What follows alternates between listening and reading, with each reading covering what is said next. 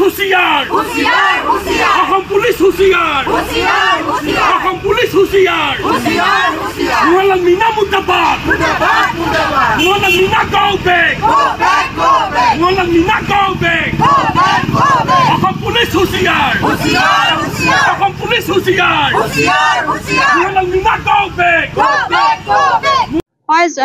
ন্যায়ে NIA তদন্ত কৰি যোৱাকালি চাৰ্জশ্বিট দাখিল কৰিলে। চাৰ্জশ্বিটত কিন্তু আমাৰ দীপাংকৰ গগৈ নাম নাই। সেই সময়ত কিন্তু SP মোহনলাল মীনাই বাৰে বাৰে কৈছিলে যে সি জড়িত আছে, বোমা বিস্ফোৰণত সি ওতঃপ্ৰোতভাৱে জড়িত আছে আৰু ক'ৰবাৰ পৰা আৰ্মছ কিনিবলৈ গৈছে, তাৰ একাউণ্টত টকা আহে, ঢেৰ মনে সজা কাহিনী সজাই অসমবাসীক তেওঁ ভুৱা দিশে নিছিলে।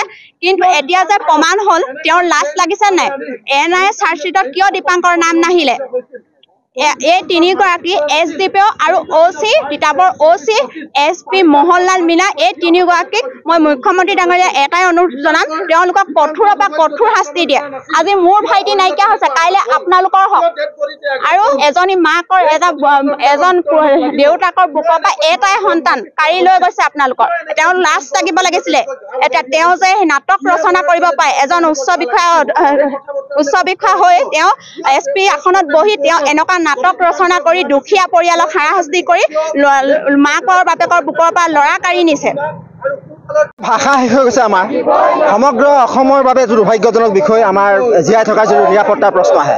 প্ৰশাসনৰ পৰা মানুহে আচলতে নিৰাপত্তা বিচাৰে, কিন্তু এই মুহূৰ্তত আমি দেখিছোঁ যে পুলিচ প্ৰশাসন, বৰ্তমানৰ চৰকাৰখনে সম্পূৰ্ণ পুলিচ প্ৰশাসনক ব্যৱহাৰ কৰি এখিনি নিৰ্দোষী মানুহক এনেধৰণে হত্যা কৰাৰ উদাহৰণ অজস্ৰ আছে। বহুলাটো তেনেকুৱা ঘটনা ঘটি গৈছে, জয়ন্ত বৰাক হত্যা কৰা হৈছে, তাৰ পৰৱৰ্তী সময়ত আমাৰ দীপাংকৰ গগৈক হত্যা কৰা হ'ল, এনেকুৱা অনেক উদাহৰণ আছে। গতিকে আমি স্পষ্টভাৱে অসম আৰু অসমীয়াৰ স্বাৰ্থত এইটোৱে ক'ম, আমাৰ নিৰাপত্তাৰ কাৰণে আমি এইটোৱে ক'ম, এই যি তিনিগৰাকী আৰক্ষী বিষয়ালৈ আঙুলি টোৱাইছে, আমাৰ ৰাইজে আঙুলি টোৱাইছে বা নিয়াৰ এজেঞ্চিটোৰ বিষয়টো উল্লেখ আছে, সেই দোষী আৰক্ষী তিনিগৰাকী অতি শীঘ্ৰে চাকৰিৰ পৰা নিলম্বন কৰাৰ লগতে তেওঁলোকৰ বিৰুদ্ধে চৰকাৰে এখন নিজস্ব কেছ ৰুজু কৰিব লাগে আৰু তেওঁলোকক যথেষ্ট এটা শাস্তি দিবলৈ, যিটো শাস্তি আপোনাৰ এটা উদাহৰণ হিচাপে থাকি যায়। আমি ইমানেই আশা কৰোঁ, আৰু যদি এই কামটো যদি চৰকাৰে কৰিবলৈ বিফল হয়, তেতিয়া আমি ভাবিম আমাৰ এই চৰকাৰৰ ওচৰত আমাৰ নিৰাপত্তা নাই, অসমীয়া আৰু অসমীয়াৰ কেতিয়াও অসম আৰু অসমীয়াৰ নিৰাপত্তা নাই।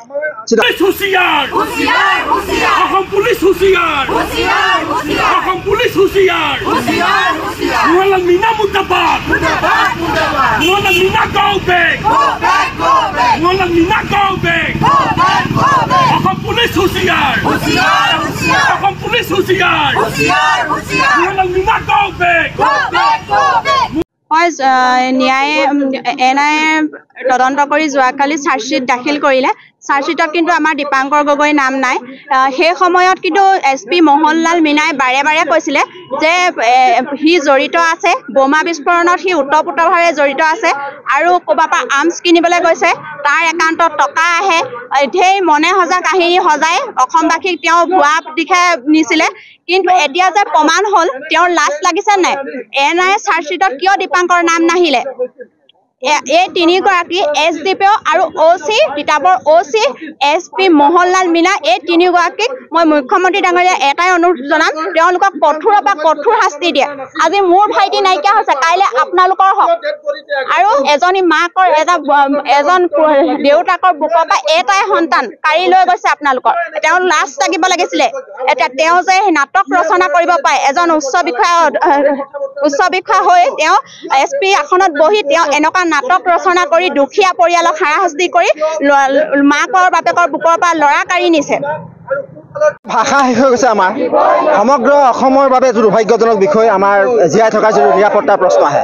প্ৰশাসনৰ পৰা মানুহে আচলতে নিৰাপত্তা বিচাৰে, কিন্তু এই মুহূৰ্তত আমি দেখিছোঁ যে পুলিচ প্ৰশাসন, বৰ্তমানৰ চৰকাৰখনে সম্পূৰ্ণ পুলিচ প্ৰশাসনক ব্যৱহাৰ কৰি এখিনি নিৰ্দোষী মানুহক এনেধৰণে হত্যা কৰাৰ উদাহৰণ অজস্ৰ আছে। বহুলাটো তেনেকুৱা ঘটনা ঘটি গৈছে, জয়ন্ত বৰাক হত্যা কৰা হৈছে, তাৰ পৰৱৰ্তী সময়ত আমাৰ দীপাংকৰ গগৈক হত্যা কৰা হ'ল, এনেকুৱা অনেক উদাহৰণ আছে। গতিকে আমি স্পষ্টভাৱে অসম আৰু অসমীয়াৰ স্বাৰ্থত এইটোৱে ক'ম, আমাৰ নিৰাপত্তাৰ কাৰণে আমি এইটোৱে ক'ম, এই যি তিনিগৰাকী আৰক্ষী বিষয়ালৈ আঙুলি টোৱাইছে, আমাৰ ৰাইজে আঙুলি টোৱাইছে বা নিয়াৰ এজেঞ্চিটোৰ বিষয়টো উল্লেখ আছে, সেই দোষী আৰক্ষী তিনিগৰাকী অতি শীঘ্ৰে চাকৰিৰ পৰা নিলম্বন কৰাৰ লগতে তেওঁলোকৰ বিৰুদ্ধে চৰকাৰে এখন নিজস্ব কেছ ৰুজু কৰিব লাগে আৰু তেওঁলোকক যথেষ্ট এটা শাস্তি দিবলৈ, যিটো শাস্তি আপোনাৰ এটা উদাহৰণ হিচাপে থাকি যায়। আমি ইমানেই আশা কৰোঁ, আৰু যদি এই কামটো যদি চৰকাৰে কৰিবলৈ বিফল হয়, তেতিয়া আমি ভাবিম আমাৰ এই চৰকাৰৰ ওচৰত আমাৰ নিৰাপত্তা নাই, অসমীয়া আৰু অসমীয়াৰ কেতিয়াও অসম আৰু অসমীয়াৰ নিৰাপত্তা নাই।